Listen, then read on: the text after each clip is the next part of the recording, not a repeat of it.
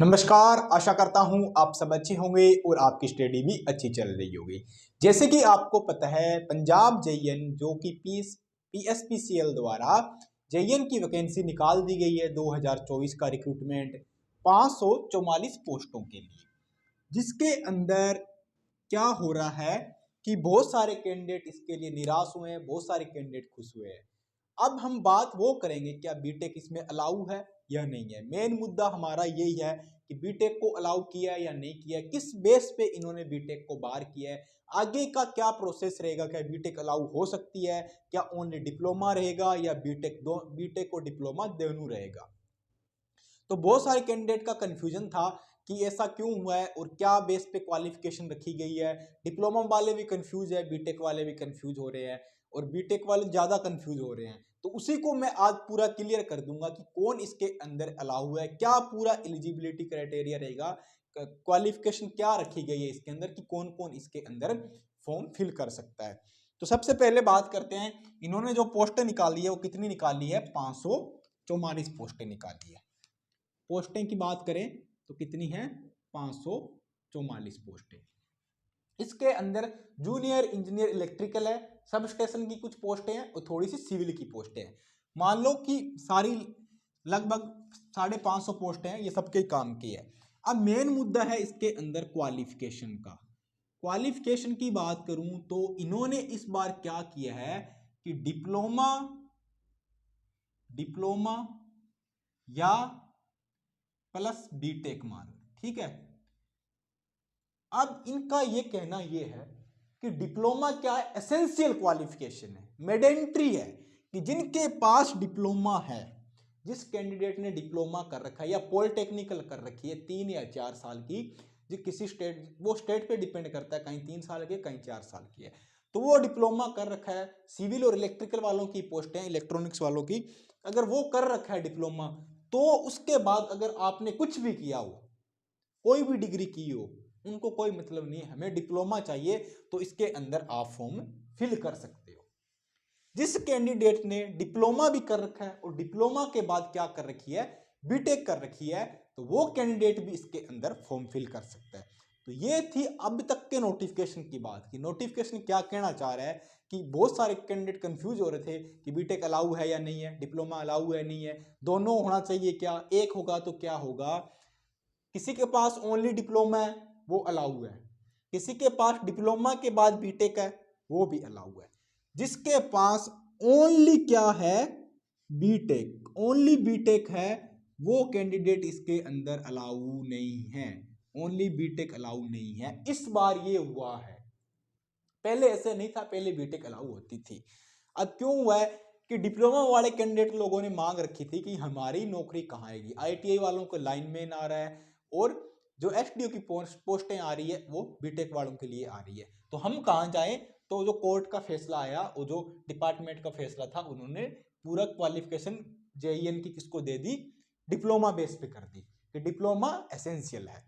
तो अब बीटेक वाले कैंडिडेट क्या कर रहे हैं, इन्होंने वापस कोर्ट के अंदर पिटीशन डाल दी, कोर्ट के अंदर वापस इन्होंने भी एप्लीकेशन लगा दी कि ऐसा क्यों हो रहा है।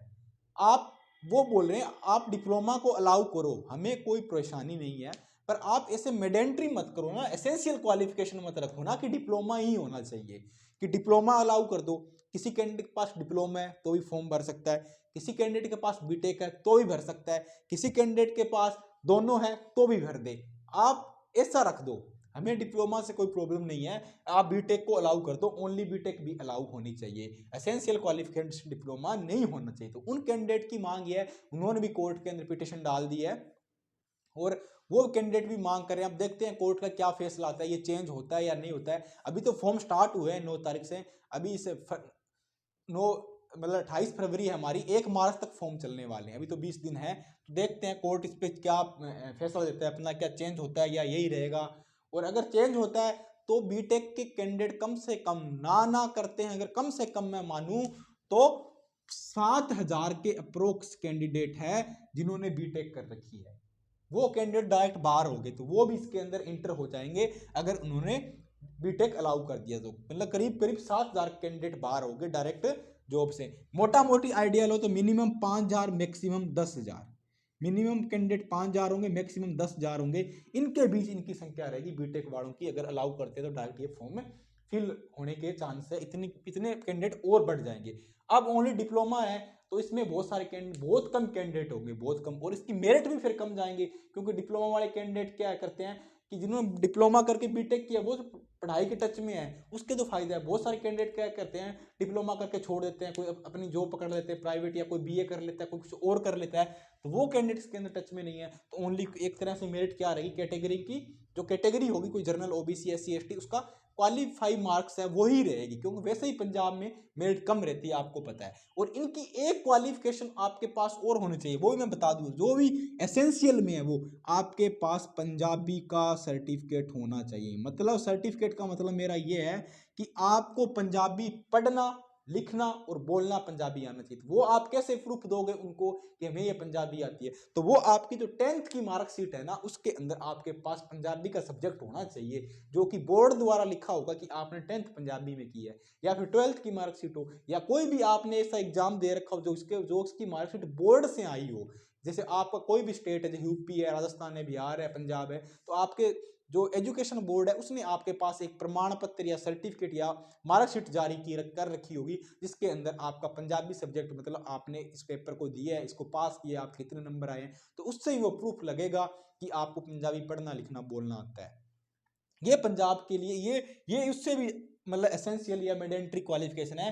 डिप्लोमा है किसी के पास, अगर पंजाबी का नहीं है ना उसके पास 10th में, या पंजाबी का सर्टिफिकेट नहीं है, तो वो कैंडिडेट भी फॉर्म नहीं भर पाएगा। डिप्लोमा प्लस बीटेक है दोनों, अगर ये पंजाबी नहीं है ना उसके पास, तो वो भी नहीं भर पाएगा, बाहर है। अगर इन्होंने मान लो कि आने वाले टाइम में बीटेक को अलाउ कर दिया, ओनली बीटेक को, तो जिस कैंडिडेट के पास बीटेक के पंजाबी नहीं है ना, अगर 10वीं में उसके पास, तो वो भी नहीं भर पाएगा। तो पंजाबी जरूरी है, पंजाबी का सर्टिफिकेट होना चाहिए, उसके एक आपके पास अंक तालिका या मार्कशीट होनी चाहिए कि हमें पंजाबी आती है, हमने पेपर दिया है। तो अभी देखो क्या फैसला आता है, क्या चेंज होता है, क्या क्या होता है। जैसे भी इसकी और अपडेट आएगी ना, तो मैं आपको और बता दूंगा। और छोटी सी बात ये बता दूं कि बहुत सारे कैंडिडेट बोल रहे हैं कि इसका सिलेक्शन प्रोसेस क्या रहता है, एग्जाम का पैटर्न क्या रहता है। एग्जाम के पैटर्न की मैं बात करूं तो इसका एग्जाम पैटर्न कुछ ज्यादा कठिन नहीं है, नॉर्मल सा इसका एग्जाम पैटर्न रहता है। देखो एग्जाम पैटर्न क्या रहेगा इसका, एग्जाम पैटर्न की बात और कर लेते हैं जल्दी से। एग्जाम पैटर्न की बात करूं मैं, एग्जाम पैटर्न क्या रहेगा इसका, एग्जाम पैटर्न रहेगा जो हमारे टेक्निकल क्वेश्चन होंगे ना, वो क्वेश्चन कितने आएंगे, 70 क्वेश्चन आएंगे। और कितने नंबर के आएंगे, कितने मार्क्स के आएंगे, 70 ही मार्क्स के टेक्निकल क्वेश्चन आएंगे। ठीक है, 70 नंबर के 70 टेक्निकल क्वेश्चन आएंगे। उसके बाद हमारे रीजनिंग के आएंगे, रीजनिंग के कितने क्वेश्चन आएंगे, 10 क्वेश्चन 10 नंबर के। उसके बाद क्या आएंगे, इंग्लिश के क्वेश्चन आएंगे, इंग्लिश के क्वेश्चन कितने नंबर का आएंगे, 10 क्वेश्चन 10 नंबर के। उसके बाद क्या आएगा हमारा जीके या जीएस बोल सकते हैं, या करंट अफेयर बोल सकते हैं, हम कुछ भी बोलो उसको, वो भी 10 क्वेश्चन 10 मार्क्स के आएंगे। टोटल 100 क्वेश्चन 100 नंबर का, आपको 2 घंटे का टाइमिंग मिलेगा भैया। और इसमें मेरिट कितनी जाती है, करीब करीब जनरल की 60 एक नंबर मेरिट जाएगी, अप्रोक्स 60 के आसपास जाएगी, 65 हो जाए, 62 हो जाए, 2 कम हो जाए, 2 ऊपर से, पेपर के लेवल पे डिपेंड करता है। तो 70 technical, 10 reasoning, 10 English, 10 GK GS current affair के बोल सकते हो। तो ये इसका पैटर्न रहता है। तो आप अपनी तैयारी करते हैं, डिप्लोमा वाले कैंडिडेट के लिए तो काफी अच्छी अपॉर्चुनिटी है। अगर बीटेक को अलाउ नहीं किया तो की बार बहुत कम मेरिट रहेगी, बीटेक को अलाउ कर दिया तो 60 के आसपास जाएगी, बीटेक को अलाउ नहीं किया तो उससे भी कम जाएगी। तो यही अपडेट थी। जैसे कोई अभी कोर्ट का फैसला आता है, कोई और अपडेट आती है, बीटेक को अलाउ करता है नहीं करता है, तो मैं आपको अलग से वीडियो बना के इन्फॉर्म कर दूंगा। और इसी तरह के लेटेस्ट जॉब अपडेट पाने के लिए, एग्जाम से संबंधित न्यूज पाने के लिए हमारे साथ जुड़े रहें, चैनल को सब्सक्राइब करें, वीडियो को ज़्यादा से ज़्यादा शेयर करें, जो कैंडिडेट पंजाब जेईएन की प्रिपरेशन कर रहे हैं। तो मिलते हैं नेक्स्ट वीडियो में। जय हिंद, धन्यवाद।